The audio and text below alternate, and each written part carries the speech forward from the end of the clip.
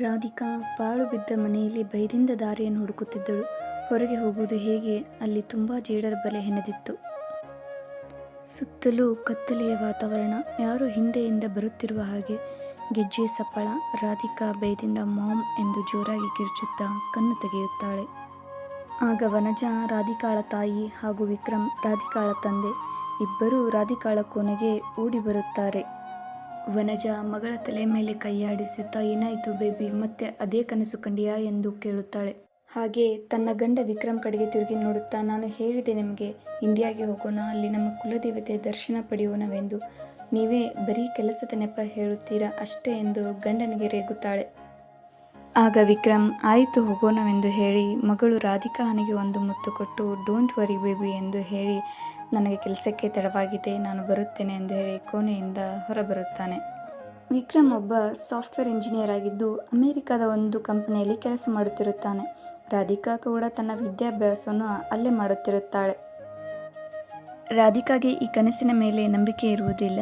ಆದರೆ ಅವರ ತಾಯಿಗೆ ಅಮೆರಿಕದಲ್ಲಿ ಇದ್ದರೂ ತನ್ನೂರಿನ ಆಚಾರ ವಿಚಾರದ ಮೇಲೆ ಒಂದು ಅಗಾಧ ಭಕ್ತಿ ಇರುತ್ತೆ. ಹೀಗಿರುವಾಗ ರಾಧಿಕಾಗೆ ಹುಣ್ಣಿಮೆಯ ರಾತ್ರಿ ವಿಚಿತ್ರವಾದ ಒಂದು ಕನಸು ಬೀಳುತ್ತಿರುತ್ತದೆ.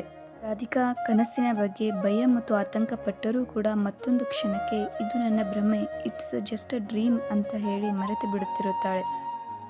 ರಾಧಿಕಾ ದೇವರ ವಿಷಯದಲ್ಲಿ ಅಷ್ಟಕ್ಕಷ್ಟೇ. ಹಾಗಂದ ಮಾತ್ರಕ್ಕೆ ಅವಳು ತುಂಬ ಫ್ಯಾಷನೇಬಲ್ ಅಂತಾನೂ ಅಲ್ಲ. ಸರಳ ಸುಂದರವಾದ ಮುದ್ದಾದ ಹುಡುಗಿ. ಎಲ್ಲರನ್ನೂ ಮಂತ್ರಮುಗ್ಧರನ್ನಾಗಿಸುವ ಅವಳ ನಗು ಎಲ್ಲರಿಗೂ ಇಷ್ಟ. ಅವಳು ಕಾಲೇಜಿನಲ್ಲಿ ಅವಳೇ centre of attraction.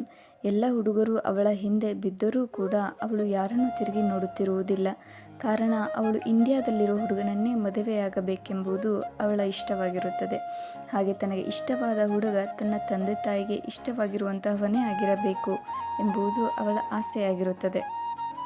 Radhika MBBS ಮಾಡಿ ಇಂಡಿಯಾದಲ್ಲಿ ತನ್ನೂರಿನಲ್ಲಿ ಒಂದು ಹಾಸ್ಪಿಟಲ್ ಕಟ್ಟಿಸಿ ಅದನ್ನು ದೊಡ್ಡ ಮಟ್ಟದಲ್ಲಿ ಬೆಳೆಸಬೇಕೆಂಬುದು ಅವಳ ಗುರಿ. ಹಾಗೂ ರಾಧಿಕಾ ಹುಟ್ಟಿ ಬೆಳೆದದ್ದು ಕರ್ನಾಟಕದ ಒಂದು ಹಳ್ಳಿಯಲ್ಲಿ. ಆಗ ಅವರ ತಂದೆ ಬೆಂಗಳೂರಿನಲ್ಲಿ ಕೆಲಸ ಮಾಡುತ್ತಿದ್ದರು. ರಾಧಿಕಾ 5 ವರ್ಷದವಳಿದ್ದಾಗ ಅವರು ಅಮೆರಿಕಾಗೆ ಬಂದರು. ರಾಧಿಕಾಗೆ ಆಗ ಅಮೆರಿಕಕ್ಕೆ ಬರಲು ಇಷ್ಟವಿರಲಿಲ್ಲ. ಏಕೆಂದರೆ ಅವರ ಅಜ್ಜಿ ಅವಳಿಗಾಗಿ ದಿನನಿತ್ಯ ಕತೆ ಹೇಳುತ್ತಿದ್ದಳು. ಅಜ್ಜ ಹೆಗಲ ಮೇಲೆ ಹೊತ್ತು ತಿರುಗುತ್ತಿದ್ದನು. ಇದನ್ನು ಬಿಟ್ಟು ಹೋಗಲು ಅವಳಿಗೆ ಸ್ವಲ್ಪವೂ ಇಷ್ಟವಿರಲಿಲ್ಲ. ತುಂಬ ಕಷ್ಟವಾಗಿತ್ತು. ತಾನು ಅಜ್ಜ ಜೊತೆಯಲ್ಲೇ ಇರುವೆನೆಂದು ಹಠ ಮಾಡಿದರೂ ಅವಳ ತಂದೆ ತಾಯಿ ತಮ್ಮೊಡನೆ ಕರೆದುಕೊಂಡು ಹೋದರು. ಕಾಲಕ್ರಮೇಣ ಅವಳು ಅಲ್ಲಿಯ ಪರಿಸರಕ್ಕೆ ಹೊಂದಿಕೊಂಡಳು. ಆಗಾಗ ಅಜ್ಜಿಯ ನೆನಪಾದಾಗ ಫೋನ್ ಮಾಡಿ ಮಾತನಾಡುತ್ತಿದ್ದಳು.